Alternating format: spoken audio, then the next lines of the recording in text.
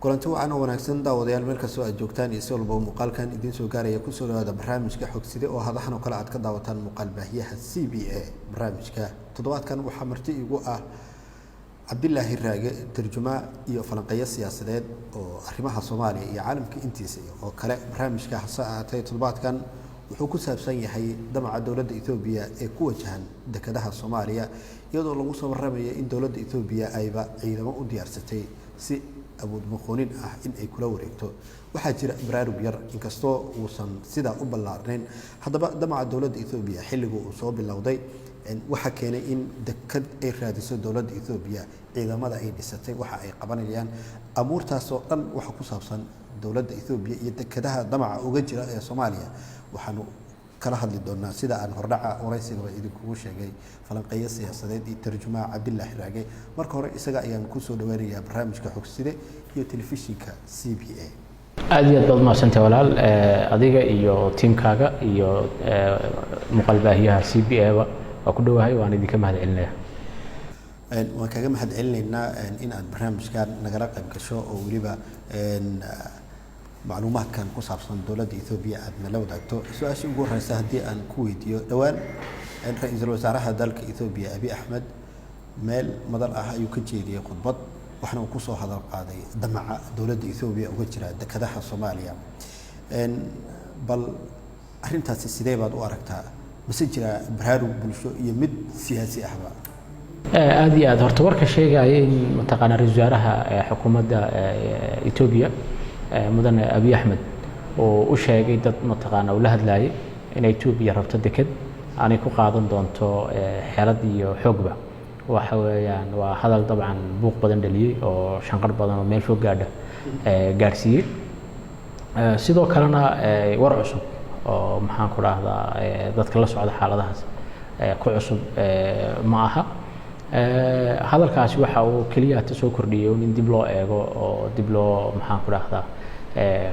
falanqeeyo ama dib loo milicsado mashruuca Itoobiya ee badraadinta ama biyo raadinta oo taariikh fogna leh heshiisyo badan oo kala duwan oo mataqaana dalal badan oo dariskeeda ay la gashay leh duruufo badan oo maxaan ku raahdaa ay soo bedelina leh hadalkaasi dadka qaarkood maxaan ku raahdaa waxay uga falceliyeen aad u culus oo maxaan ku raahdaa halisteeda muujinaya oo u dhigaya inay tahay halis hadda inay soo food saaraysa dadka qaarna waxay u dhigeen sidii oo mataqaana hadal iska caadiya oo awl horeba la maqli jiray dadka qaar waxay qiyaasayaan inay tahay moogtahay iska riyo moogtahay aan xaqiiqoobi doonin dadna cabsi weyn ay ka qabaan inay xaqiiqoobi doonto marka hadalkaasi horta saas ku soo baxay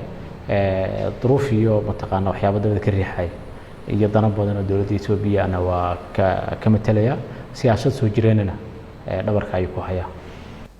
waxa ka dhawaajisay in Itoobiya aysan hadda bilaaban mana la wadaagi kartaa taariikh muujinaysa damaca dawladda Itoobiya ee uga jira bari iyo bad Soomaaliya haba ugu dhawaatay Somaliland aad iyo aad horta dawladda Itoobiya sideedaba abuurankeeda hore ee dawladnimo noqotay waxay dawlad reer bureeda ama dadka amxarada iyo Tigreega iyo xabashida la isku yiraahdo Highlandka dega ay ahayd marka dad mantiqada geeska Afrika inteeda badan ka dhaqan duwan kana diin duwan kana af duwan ayaa dawladda Itoobiya abuuray iskana lahaa dad mataqaana midalan geeska Afrika waxa u badan ku shatig waxa u badan maxaan ku yiraahdaa xaamiina luqadahooda mataqaana ku shatig yihiin waxa u badan moogtahay dad muslimiin ah tira ahaan iyo maxaan ku yiraahdaa halka mataqaana dawladda Itoobiya dadka yani dhalay ee abuuray ee waday ay yihiin dad maxaan ku yiraahdaa luqadahooda luqada samitiga ay yihiin ama saamiina kristan ah reer bureed ah marka aan xeebahan iyo يعني وقوي هذا ترى بدعسي وهذا بري ترى هذا بدون تهديه عن شقة كلها إنه ندوينه مسافة فوق أي ونحيسه مركز تازيوة تبلينا يسا إنه إثيوبيا مشروعي قوورته وكو أورما بقى بالبلارس هذا تاريخ إثيوبيا قف مركز آخرية يا مدرسينيو مرحلة دي دمبوردن إني سو بلارسانيسي لنا علبو بلارسانيسي مثلا حق السودان بلارسانيسي حق حياة بدعسو بلارسانيسي حق بدون تهديه نوسو بلارسانيسي bulshooyin iyo shucuub kala duwanna ay ku ballaaranayso marka horta mashruuca isballaarinta Ethiopia mashruuc cusub ma aha waa mashruuc taariikhda dawladdaasi iyo sida ay u jirtay iyo damaceega laf dhabar ku ah taas waa mid masalada labaad ii sheeg biyaha Ethiopia mahmaha ma odhaacana waxa jirta moogtahay siyaasadda Ethiopia waxay ku dhisan tahay biyaha halkayga xigan oo looga jeedo maadaama aan soo sheegnay dadkaasi inaanay xeeb shaqo iyo shaqoltoona ku lahayn dawlad weyn ay dhistaan yani dabcan taariikhda dawladdan oo laga hadli karaa oo taageerada ay u heleen in dawlad dhistaan iyo wax noocaas laakiin waa mas'ale kale ay ku soo faafeen shucuub ay Oromada iyo Soomaalida iyo Canfarta ay ka mid yihiin dhulkooda yani xoog ay ku qabsadeen iyo qori caaradii ama marka qaar heshiisyo iyo islaafsi gumaysiga sidaas ay tahay haddana marnaba uma suurtagelin Ethiopia in xeebta xukunto xeebta badda cas iyo xeebta badweynta Hindiya labadaa midna uma suurtagelin in xukunto ama soo gaadho ama ay ka taliso baahida Ethiopia u qabtay inay bad heshaan dabcan waa baahi jirta oo ganacsiga iyo dhoofinta iyo soo dejinta la xiriidha marka taariikhda hore sooyaalka isballaarinta iyo biyo raadinta Ethiopia waxay ka noqotay mashruuc qowmiya yani waxyaabaha kiciya wadaniyadeeda iyo mataqaana mustaqbalkeeda ama say siyaasadda uga fikirayaan doorashooyinka saameeyo axsaabta haddii mesela doorashooyin la galo oo la tartamo qadiyadaha miiska soo fuula ay ka mid tahay istiraatiijiyadaha ay ku fikirayso dawlad ahaan markay wax qorsheysanayso ay haddii ay qorsheysanayso inay tahay dal yani bilaa bad yani badda ka caagan oo mataqaana aan biyo lahayn iyo haddii rabto inay biyo yeelataba waa masalo yani meel weyn kaga jirta qaabka Ethiopia ay dawladnimada uga fikirtay istiraatiijiyadda ay rabto inay geeskan ugu noolaato taariikh fogna waa soo leeyahay damacaasi biyo raadinta Ethiopia waxaan ognahay in Ethiopia marka loo eego deegaan ahaan dad ahaan waxaa bulshada ka mid marka laga soo tago keliga shaqada sayla maxaan ka naqaanaa sidoo kale maxay Ethiopia halkaas u bari kartaa aad iyo aad horta si guud meelaha ay Ethiopia carabka ku dhafato markasta oo ay bad raadinayso waxa kooka asila ما هو إن تهاي مقطع يعني حدود الجغرافية أم حدود دولة الصومالية إثيوبيا ودحيسة أم إثيوبيا الصومالية ودحيسة وديرتها لكن ماشى برو البعيان كوسارة إثيوبيا ملها مركب جوهر يسابا مركب بدك فكران إثيوبيا كويكسوا فكران سيلعب كوكا عصب كتير تري كتالا تاريخ بين الله هاي مسألة ذا إثيوبيا نسيلع أيضا محسن تهاي أما عصب أيضا محسن تهاي مركب قار حتى جيبوتي أيضا محسن تهاي تاريخ راسي مثلا إثيوبيا كهر جميسته إنت هنروح يمن إثيوبيا طل بدله ما أهين تديوغان كله حيبها تكين الصومالي وكل البلارن تاعي أيها حيبها وحكي صد تشينجري أو تكجودها كجرا وحكي جدي جري حلي جميسته يمدي إثيوبيا حكم إذا هاد جميسته شو ترتمى أي حيبها يروح الصومالي ده يعني مثلا إنجليز كطلياني فرنسيس ككون استيد بقول استيد تنكي يوحي كدم بيجي مادن استيد بقول إيشين استيد تنكي أفري استيد تنكي عكسها إثيوبيا حاجة كسور في سجودها أو كن استيد بقول دور استيد تنكي على فتركيس أي هالرقم سنة ساعة رقم كسور في ذا مركا ترتن كاسور تقريب كاهي مركا واحد نقطة ترتن وبحياة إنجليز فرنسيس طلياني إثيوبيان أو منطقة الجغرافي منطقة أنا أكون نلناي لو ترتمايو تاس واحد كانت إن إثيوبيا قريب قبضته لولها شو إنجليز كله قبضته يعني تاريخ بدنا وبهنين أكو علنه لكن دور جير أو دور كايس ببدل كيسي حدوديس ببدل شيء واحد لحديده مثلا آدو لحديده بده تصالحان دور جير إثيوبيا واحد ولا هذا لك شيء بريتش سوماليلاند حريق جميسية سي أي أوها شحاب قيب الوقسية حاب تا بدعس قيب الوقسية قيب تا سومر والبراء قرشها سوفوليسي محان كورا سيلعب سوفوليسي ها marka kuntu yani sodomiyadii dhowr sagaashankii qarnigii tagay sodomiyadii qarnigii tagay iyo kuntumiyadii qarnigii tagay wada hadal siila la xiriira ayaa jiray ugu dambeyn markii hawda reserve area ingiriisku ku wareejiyay Ethiopia ku wareejiyay dhowr iyo 40kii ay Soomaalidu ogaatay mawjada kacdoonka ay kicisay wada hadalada dambe ingiriiska iyo Ethiopia ka dhaxmaray badacas qayb looga siiyo qaybtaas oo mar walbana qorshaha soo fuuleysay maxaan ku raadayay saylaaba soo fuuleysay ha marka yani sodomiyadii dhowr iyo sagaashankii qarnigii tegey sodomiyadii qarnigii tegey iyo kontomiyadii qarnigii tegey wada hadalla Saylac la xiriira ayaa jiray ugu dambeyn markii hawda reserve area Ingiriisku ku wareejiyay Ethiopia ku wareejiyay dhowr iyo 40kii ay Soomaalidu ogaatay mawjada kacdoonka ay kicisay wada hadalla dambe Ingiriiska iyo Ethiopia ka dhaxmaray waxa jiray dhowr iyo 50kii dhacaya oo laga wada hadlayo inay hawda reserve area British Soomaaliya lagu soo celiyo waxa ay Ethiopia dalbanayso ay ku bedelanaysaa waxa weeyaan Saylac nasiya anagu hawda reserve area oo soo celinayna Saylac oo marka 100 kilomitir oo ballaca min xadka Ethiopia hadda ilaa iyo badda oo 60 kilomitir bigibiisu xadka ilaa badda halka ugu dhow 60 kilomitir ballacana 100 kilomitir dhul inta leeg nasiya anagana intaan idinku bedelayna horta masaladaasi aad ay u jirtaa hadal haynta ay badda hadal hayso Ethiopia wuxuu hoos u dhacay ama u damay markii ay la wareegtay maxaan ku Eritrea ay la wareegtay oo Talyaanigu ku wareejiyay yani qaramadii midoobay sidii mataqaana ku meelgaarka markii dambana ku meelgaarnimadii bay inta iska dhaaftay anaga le dhulkii ay tiri Ethiopia markaas ay heshay musawac iyo sheeg casab ay heshay oo isticmaalisay dagaal baa ka dhacay halkan Eritrea ku galeen dhulkooda ay xoreystaan mar labaad marka waxa soo noolaaday damicii Ethiopia la xiriiray Saylac iyo badaha xeebaha kale geeska markii Eritrea ay ka goosatay min markii Eritrea ay ka goosatay ilaa maanta Soomaaliland wax madax ka noqday 5 madaxweyne 5 afar kamida wada hadallo dekadaha la xiriira gaar ahaan dekada Saylac la xiriira oo ama la shaaciyay ama la shaacin way la gashay Ethiopia Maxamed Xaaji Ibrahim Cigaal Daahir Yaala Kaahin Axmed Maxamed Silaayo iyo Muuse Biixi Cabdi intaba markasta oo ay Ethiopia qaabisho ama ay isqaabilaan ajendaha xeebaha ayaa saarnaa in dhul laga siiyo in ganacsi laga siiyo in ay maalgashi samayso in loo fududeeyo marba si loo dhigo masaladan in Ethiopia ay bad u baahan tahay xoog iyo xeeladba ajendaha Ethiopia mar walba ku jirtay laakiin inta badan waxa laga hadlayay madaxda Soomaaliyeed waxa u badnayd in tashiilaad iyo ganacsi iyo mataqaana fursado Ethiopia looga abuuro xeebta maxaa diiday marka hadiiba ay sidaas u doonayso in kulli dekad waxba ganacsi oo xor ah ayaa ka jira in mashaariic ay soo degaan ama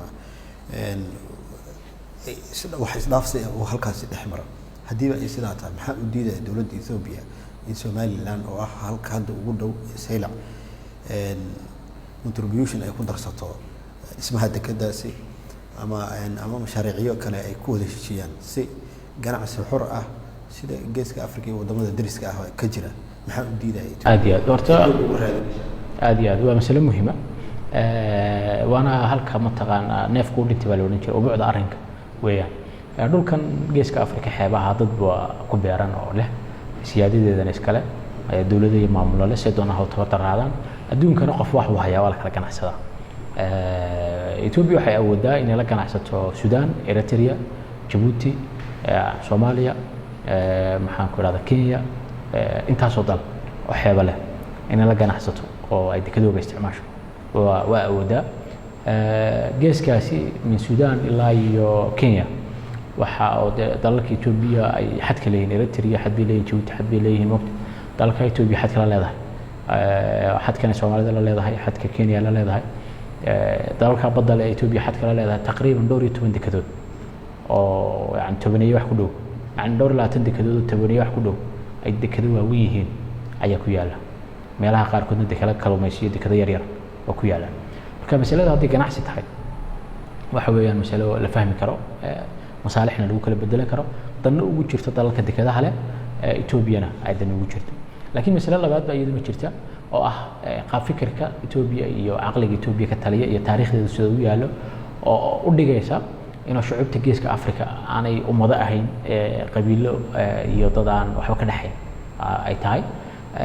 taariikhda waxa uu warin jireen Ethiopiaanku ilaa hadda uu wariyaan geeska Afrika oo dhan iyagu lahaayeen qolana ay kaga soo gashay xagga ay carabta Soomaalida ay tahay qolana koonfur iyo mataqaana ay ka soo gashay xaggan hoose oo oramada dadka la midka ay tahay marka dhulkoodii oo maxaan ku raahdaa narrative-kaas yani fikradda inay taariikhdaas u gadaan geeska Afrika dhulkoodii yahay maruna inay tahay inay soo ceshadaan waa ku jirtaa waa ilaa hadda masalada Eritrea dawlad noqotay oo la aqoonsaday oo calaniya oo mataqaana iyo sumad loo qaramadii midoobay kursi ku leh ilaa maanta haddana dad yoga qaarkood Ethiopiaanka ay uga samri laayeen waxa weeyaan inay taariikhdooda iyo qaabka ay warinayaan ay u dhigayaan inay geeska dhan iyagu lahaayeen xeebta gebigeedana ay xaq u leeyihiin taasi waa midda qaldaysa waan isleeyahay qaab fikirkooda waa midda qaldaysa laakiin haddii ganacsi looga fikiro waxa weeyaan wax aad u suurtagala oo laga wada faa'iidi karo federaalka Ethiopia waxaa qayb ka ah dowlad deegaanka Soomaalida maxaa diidaa in ay arrintaasi iyagana dhinac ka galaan oo ay u sheegaan haddii la rabo in ay wadamada ay ganacsi isdhaafsi ay sameeyaan maxaa diidaa in madaxweyne Mustafa Cagjar oo ra'iisul wasaaraha Ethiopia uu arrintaasi u soo bandhigo inta aanay dhibaato ama xoog wax lagu raadin lahaa horta qodob aad u muhiim ah gobolka dhul ahaan ugu weyn ama haddii yani meelaha qaarkood la xisaabiyo dhul ahaan gobolka labaad ee Ethiopia oo Soomaaliya baa iskale sidoo kale maxaan ku idhaahdaa si firfircoon bay intan dambe mataqaanaa gobolka Soomaalida siyaasadda Ethiopia uga dhex muuqday inkastoo aan dadka deegaankaasi aan raalli buuxda ku ahayn kamid ahaanshahaas iyo mataqaanaa doorka ay ka ciyaarayaan xataa haddii kamid yihiin Ethiopia doorka ay ka ciyaarayaan iyo saamiga ay ka helayaan mataqaanaa Ethiopia nolol iyo dhaqaale iyo awoodba aanay raalli ku ahayn haddana suurtagalnimada inay dowlad deegaankaasi u fududeeyo wada hadallada Soomaalida iyo dowladaha kale Ethiopia iyo maamulada Soomaalida iyo dowladaha kale Soomaalida u dhaxeeya oo wax aad u sahlan oo macquul ah waxaan isleeyahay xiriir toosan Ethiopia waa la leedahay qasri kasta oo Soomaaliya looga taliyo ama heer federaal ha ahaado ama heer maamul goboleed ha ahaado ama heer kale ha ahaado min Djibouti ilaa iyo Muqdisho inta u dhaxaysa yani Addis Ababa xiriir toos ay la leedahay marka facilitation kale ama fududeyn kale xataas uma baahna waxa u baahan tahay in go'aanka istiraatiijiga Ethiopia dhinac u dhaco ma xoog baad wax ku raadinaysaan ama Eritrea kaga raadiya ama Somaliland kaga raadiya ma xaalad baad wax ku raadinaysaan ma dhaqaale wax ku raadinaysaan inuu dhinac mesela waxa jira heshiisyo Ethiopia la gashay Somaliland waxa jira heshiisyo ay la gashay xukuumadii hore federaalka Soomaaliya waxa jira heshiisyo ay kula jirtay Djibouti oo hadda ay dekada ku tirsan tahay marka haddii garaad ganacsi lagu firo qaab ganacsi hadii loo fikiro hadda Ethiopia waxay marti u tahay Djibouti oo waxay dhoofinayso iyo waxay soo dejinaysaa 90% oo ka dega kana dhoofaa waana il dhaqaale culus oo Djibouti laftirkeeda muhiim u ah Ethiopia haddii uga fikirto siyaasadeedaasi inay kala dudo oo ay dekadaha geeska Afrika oo dhan ka adeegato waa loo tartami lahaa Ethiopia oo yani dowladaha Soomaalida iyo dowladaha kale geeska ee dekadaha leh iyagoo Ethiopia u tartamayo oo midba midka kale uga badinayo midba midka kalena waxa ay qanciya oo iyada dhaqaalaheega dan ugu jiro ama masaalixdeeda dan ugu jiro ugu gudbinayo la arki lahaa laakiin ilaa hadda qorsheynta istiraatiijiga Ethiopia ku jirta in Ethiopia lagu soo xiro dekadahaas oo dhan qorshaha misalan kaabayaasha dhaqaalaha wadooyinka iyo tareenada iyo waxyaabaha la midka ah Ethiopia inay dhistaa rabto marka akhrido waxaad fahmaysaa in wadooyinka waaweyn Ethiopia loo dhisayo dhammaantood ay xuduudaha kaga beegmayaan meelo dekada ku beegan tusaale ahaan meelo berbera marka berbera marka laga soo baxo Jaale la joogo Jaale ilo koridor lagu xiro misalan Djibouti koridor baa ku xiran in mooyaale iyo halkan koridor laga bixiyo Kenya koridor lagu soo xiro xagga gobolka mataqaana Tigreega ama Amxaarada midkood in wada laga saaro oo meel ku beegan Suudaan oo Port Suudaan wax laga soo geliyo in koridor lagu xiro hadda dagaal ba ka dhacay waqooyiga Ethiopia laakiin Eritrea laftirkeeda mutaay dagaalkii 98 ka hor Ethiopia ku tiirsaday marka qaabka ganacsiga uu fikirto waa laga wada macaashi karaa qaabkan kale imperialistiga ay dhul baan qabsanaynaa ama dad baan qabsanaynaa waa wax mataqaana soo hooday siyaasadda Ethiopia waqti dheer umana maleynaya haddaan hadalka ahayn inay ficil ay ka dhigi karaan waxa kaloo jira Ethiopia waa sida sheegtay marna ka dhawaajisay in heshiis ay la gashay madaxdii soo martay Somaliland madaxweyne Muuse Biixi iyo sidoo kale madaxweyne Farmaajo heshiisyo ay la gashay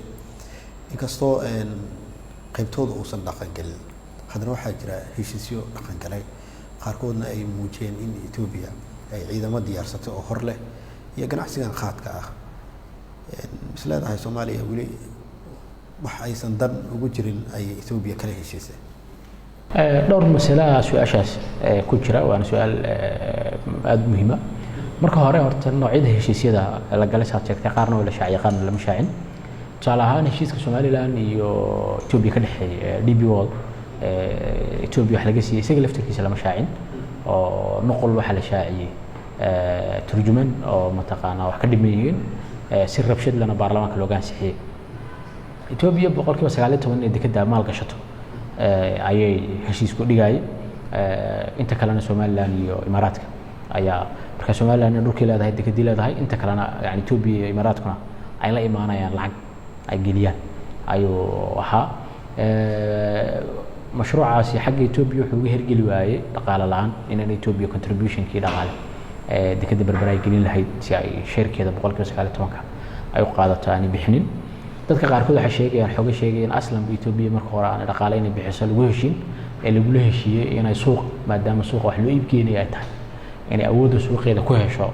maxaan ku raacdaa ay share ku hesho saami ay ku hesho laakiin mas'aladaas mas'ala macquula maaha moogtahay suuqa ilaahay baa meesha dhigay moogtahay anoo ganacsanay aad ganacsanaysa marka in wax isdhaafsano ayaa ka muhiimsan oo moogtahay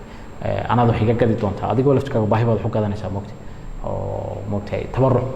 Ethiopia Soomaaliland wax uma gadanay marka taasi waa dhanka heshiiska kale ee afarta dekedood khuseeyay xukuumadda hore Soomaaliya Ethiopia iyo xukuumadda Ethiopia wada galeen heshiis aan la shaacin oo war loo faafiyay heshiis baa la galay wala faafiyay buu ahaa wax ku qoran ma garan karna baarlamaanka laga maasixin wax ka hirgalay oo mataqaan heshiiska dirtiiba hawsha lagu fuliyay ma jirto marka dhinaca heshiisyadu waa dhinacaas weey oo mataqaan Ethiopia hadday maalgashi iyo ay u jeedo dhinacaas weey qodobka kale ee su'aasha ku jiray hadaan iloobin waxa uu ahaa heshiisyadaas oo qaybtooda dhanka qaadka ah aad iyo ha qaybta kale ee su'aasha ku jirta hadda xasuustay waxa weeyaan waxa ay Soomaalidu ku bedelanayso heshiisyada Ethiopia la galayso heshiisyada Kenya la galayso dalalku maxay isbedelay islaafsanaya qaadka inaga leeyahay soo dhoofiya waana dood meel kasta Soomaali joogta taala qaadka maxaa ku bedelana oo Djibouti u yaala oo Somaliland buu yaala oo Puntland buu yaala oo maxaan ku raada hadda Kenya iyo federaal qaadka maxaa ku bedelana taala heshiis waxa jiray aan tafaasiishiisa wada haynin oo xukuumadii hore ee Soomaaliya iyo xukuumadii Ethiopia dhexmaray oo ganacsiga la xidhiidhay oo milixda iyo kalluunka iyo waxyaabo noocaas la xidhiidhay dhowr jeer xagga Soomaaliland oo kala wada hadalada ay la gashay Ethiopia masalada milixda waa soo gashay in loo dhoofiyo Ethiopia marka taasi waa mid Soomaalida ka dhiman marka matana Kenya heshiis la galay maxaa loo dhoofinaya Ethiopia marka heshiis la galay maxaa loo dhoofinaya dalalka qaarkood waxay sameeyaan markay wax soo gataan alaabta dalka ku timaado ma ogolaadaan lacagtu in dalkooda ka baxdo waxa ku qasban ganacsatada in iyaga laftirkooda alaabta dalka taala ay dalkii lacagta geel lahaayeen ay u dhoofiyaan marka waxa isdhaafaya alaab noqoto inay lacag noqon si raasamaalku ama lacagtaada aan dalka uga bixin lacagta mataqaana hard currency lacagtaada aan dalka uga bixin siyaasad marka ganacsi iyo siyaasad dhaqaale ay Soomaalida ka rabtaa waxa kale ka rabtaa in ganacsigooda iyo waxa ay dhoofinayaan ay ka dhigaan wax la tartami kara suuqaas oo Kenya de bad way leedahay kalluun waa la soo baxdaa milixna waa kala soo bixi kartaa maxaa u dhoofinayna marka beerana waa leedahay moogta marka waa wax suuqeeda yaala wax la tartamaya inaan u dhoofino Ethiopia bad ma laha kalluun yar oo webiga laga soo dabay leedahay marka sidee si warshadaysan loogu dhoofin karaa kalluunka Soomaalida waxaas waa xaggeena ku maqan ee xagga Ethiopia ku maqan maaha waana ganacsi ay tahay in Soomaalidu ka shaqeyso arrintaas ma la dhihi karaa ganacsatada ayaa doorkooda qaadan waayay maadaama dawladda heshiis ay soo gashay dawladda Ethiopia ama dawladaha Afrika ee heshiisyada ay la soo gashay dhankooda uu ka dhaqan karo oo durbaba ganacsiga uu noqdo mid isdhaafada ma la dhihi karaa ganacsatada Soomaaliyeed ayaa doorkooda qaadan waayay mise waxyaabo kale ku hoosdugan waa hayamayba yani labada way noqon kartaa wala dhihi karaa leena ganacsatadu waa u diyaariso wax gadayso si adduunka ka gadanta yani adduunka dalalka suuqyada waa weyn intaan la gaarin suuqyada yar yar ee dariska Afrika ee Kenya iyo Ethiopia iyo la mid ka tahay waa u diyaariyaan wax ka gadmaayo taasi waa mid laakiin ganacsatadu kaligeed waxa ma sameyn karto waxa jira shuruuc xagga dawladda laga rabo مثلا mataqaana standardska ama maxaan ku raada cabirada wax lagu cabirayo quality-ga yani tayada alaabta la soo saarayo ama la dhoofinayo cashuuraha مثلا warshadaynta laftirkeeda waa in qiimaheega la jabiyo tusaale ahaan sidee buu mataqaanaa kalluunka lagu cabeeyey lagu moorgareeyey Soomaaliya oo uga yani qaalisan yahay kalluunka lagu soo moorgareeyey Imaaraadka marka Muqdisho lagu gadayo sidoo ka qaalisan yahay wuxuu uga qaalisan yahay warshada Imaaraadka wax ku moorgareynaysa iyo warshada Muqdisho wax ku moorgareynaysa adeegyada helayaan ba kala duwan يعني شغالها هليان مشينة قيمة halka ka keenayaan xirfadlayaasha ay helayaan wax kasto ay u baahato wax laga yaabo warshada Muqdisho ku margareynaysa kalluun in dibadda kala timaado taaliftiga kharashka ku beeraysa korontada warshadu helaysa kamida biyaha ay helaysa kamida marka suuqu isku dheeli tirmaa hadaani mataqaana istaraatiijiyad dawladeed oo hadafkeedu yahay inay warshadeyn abuurto oo ganacsi abuurto yahayna ganacsiyada kaligeed arrinka ma hirgeli karto arrinta dekadaha ayaan dib ugu soo laabanaynaa marka damaca Ethiopia uu soo baxay iyo wararkan Abiy Ahmed oo ku aadan si cad ah inuu u sheegay Somaliland waxay gashay dagaal yaa ka dhacay deegaanada qaarkood maxaa isku soo beegay kula tahay adiga horta warka saan hore sheegnay Abiy Ahmed ma cusba oo waa war Ethiopia weligeed ba ka dhex jiray dadka qaar oo fasiraya waxay leeyihiin aslan Soomaalida kuma wajahnayn Eritrea ay ku wajahnaayeen khilaaf siyaasadeed Eritrea Ethiopia hada soo kala dhaxgalay oo la xiriira mataqaana siyaasadda arrimaha gudaha Ethiopia la xiriira inuu uga falcelinaayo oo fariin afweer siyaasad afweerka ku socotay inay ahayd dadka qaarkood u dhigayaan maxaan ku iraahdaa waan noqon kartaa oo wax la qariibsan karo maaha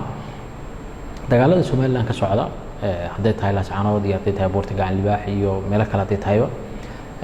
iyo Ethiopia-na yani xiriirka kala dhaxeeya xiriir toos ah aniga ima muuqdo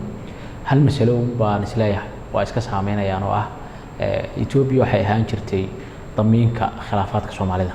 intii ay Soomaalidu burbursaneed laba gobol markay istilaan laba maamul istilaan laba jabhadood oo xataa hogaamiye kooxda Soomaalida meelaha isku dilaan cidda dhexdhexaadin jirtay sidoo kalena heshiiskooda damaanad qaadi jirtay Ethiopia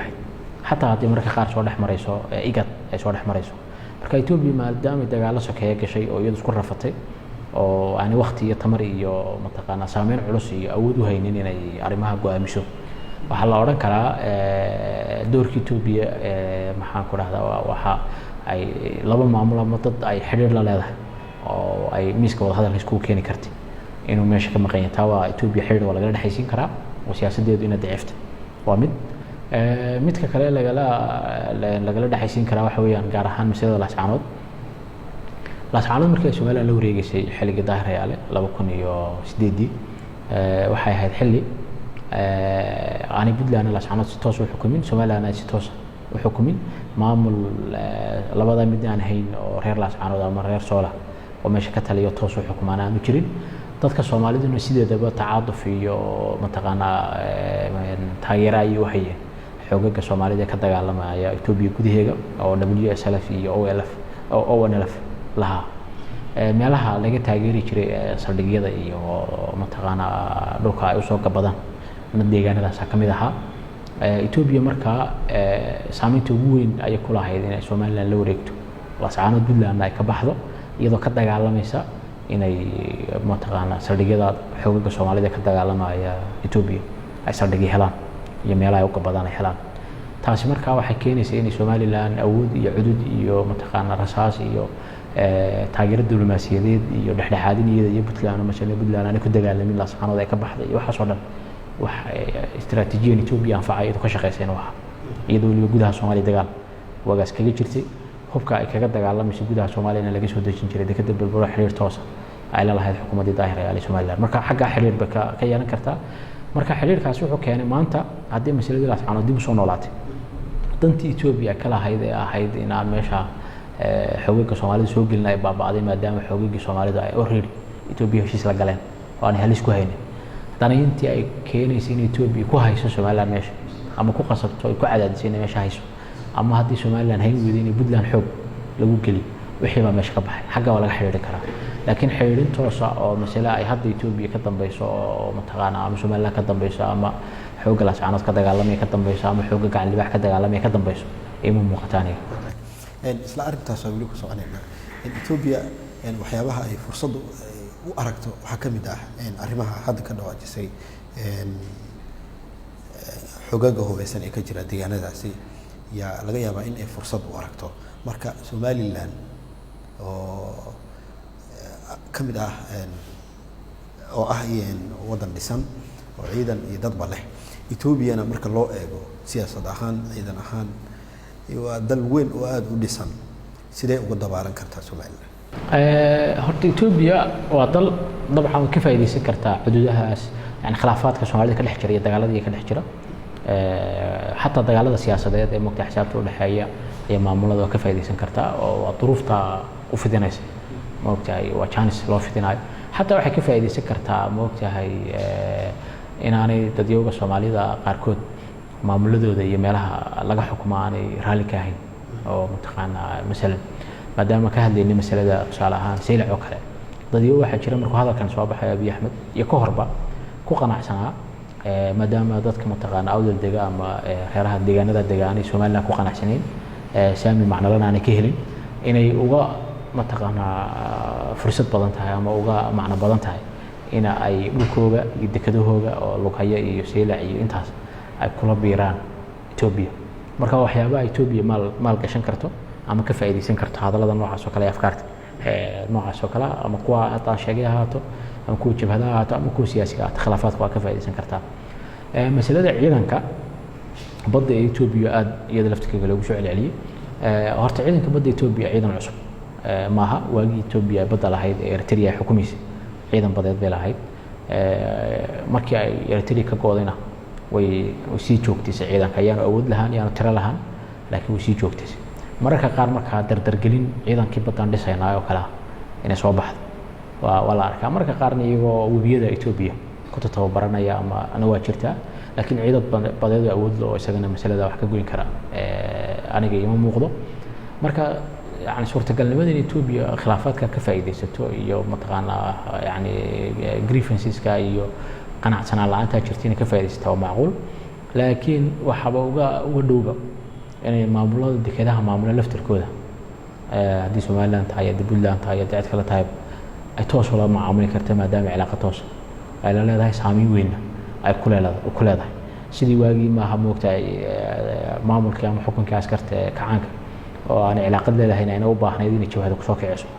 hadda toos bay wala xiriiri kartaa marka suurtagalnimada inay ka faa'iideystaa wuu jiraa laakiin ma arka baahiya oo qabto wata maxaa loo baahan yahay inay sameeyaan madaxda shacabka iyo gaar ahaan deegaanada Ethiopia sida gaarka ah ay daris wadaagti u yihiin oo ay doonayso inay la wareegto maxaa loo baahan yahay in la sameeyo aad iyo aad waxa u kala qaaday labo waxa ku horeynaya deegaanada ay Ethiopia danaynayso Seylac iyo yani maamul deegaanada ku xiran awdal iyo maxaan ku raahdaa Salal iyo Kabiley iyo mantiqada leh waa dad iyo shacab iyo mataqaana bulshada leh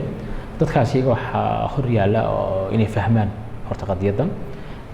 inay falanqeeyaan inay daraaseeyaan sidoo kale inay la falgalaan oo ka hawlgalaan in la damiyo ama maxaan ku raahdaa laga qanciyo dadkan hadda soo fasiray aragti siyaasadeed ahaan u qaba in haddii aan Somaliland wax macna la ku haynin inaan dhulkeena iyo dadkeena iyo dekedeena Ethiopia kaga faa'iideysano dadkaan in lagu qanciyo halista ay leedahay warka ay maxaan ku raahdaa ay yani fikradda ay qabaan halista ay leedahay in yani marka waa mas'alo horta deegaankaas u taala iyo bulshada marka laga yimaado bulshada iyo deegaankaasi Seylac ay ku taala ay saameynayso madaxda Soomaalida iyo dadka maaragtay xukunka haya waxa u taala inay dadkooga la hadlaan heshiisyada galayaan iyo mataqaana arrimahaas ay shaaciyaan sidoo kalena ay toos maxaan ku raahdaa uga jaahil tiraan dadka يعني يمكن صحافة هذا الذي نوصل مريان صحافة بالحجانية صحافة كلا صومالية كهاد ليس صحافة أجنبية كهاد ليس لكن عدك مش كمقام وعدك حكومة ده يبرلمان ده صومالي ده أو عن مسألة داسي وحكورن مدو على سؤال كرا إن يعني وحوي له أرك وما تحلي مركي توبي هذا شل عبادي جري عن اللي ولا فاهمين على توبي سدا صورنا وأود بدنين ومعقول وحلورن كرا وردن وقتها فائدة له أما دن هرمر لقي سمية لو بريها قارو حدي عشرتين وقتها هاي فكرة دي رقول هدي توبي كصباح in cabsi laga qabo moogtahay laga kaco oo buuq oo moogtahay in gebigeennaba ina saameyso oo aad loo aaminsanaa moogtahay awoodda Itoobiya marka waxa la soo karaa aamusnaanta laftirkeedu inay maanta tahay inaan awoodda Itoobiya aad loo aaminsanayn cabsi badan ma jirin laakiin si kastaba mas'uuliyadaha qofka xukun haya saaro waxa kamid ah dadka inuu ka jaahil karo wax socda moogtahay dadka cabsida qaba dadka walaalka qaba dadka macluumaadka haynin dadka macluumaadka u baahan cid walba inuu ka jaahil karo ayaa saaran hal qolo ay soo haraysa oo mas'uuliyad gooni saaran tahay oo dadka goobaha cilmi baarista iyo qoraalada iyo falanqaynta ka shaqeeya dadkaasi horta inay iyaga dadka ugu faradhuubanay ay mas'uuliyadka wax ka qoraan daraasayeen waa mid in aanay luqadda Itoobiya ku hadaloon afayeen Itoobiya noqon waa mid oo mararka qaar waxaad arkaysaa qof weyn oo Soomaaliya oo xarun daraasad ama cilmi baaris haysta oo doodiha Itoobiya ku doodaysa ku celcelinaya tusaale ahaan qofka koordinay Itoobiya 100 milyan oo bilaadikada okay maana bilaadikada ka dhigna dhulka Ilaahay qaybiyo moogta taariikh baa lagu qaybsaday marka hadalladaasi yani Itoobiyaanku u adeegsadaan wakiil u noqonaya inay tacaaduf ku raadsadaan inaanay mataqaana ku celcelin ay fahmaan waxa ka dambeeya aanay sharaxi karaan qoladana kula talinaya laakiin si guud maxaan ku dhahdaa barnaamijka bulshada Soomaalidu ma yara maadaama oo dad badan oo afafka kala ku hadla ama turjumi kara ama wararka soo gudbin kara ay jiraan waa hagaag dawadayaal guud ahaan intaas ayaan kusoo gabagabaynayaa waraysigii gaarka ahaa ee barnaamijka xogside oo marti uu inoogu ahaa Cabdillaahi Raage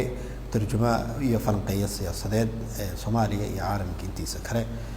aniga Cabdiqaadir ayaa idin la socodsiinayay intaan dib ugu kulmi doono barnaamij mid kale lamid ah oo inagu isku duubano idinka tageena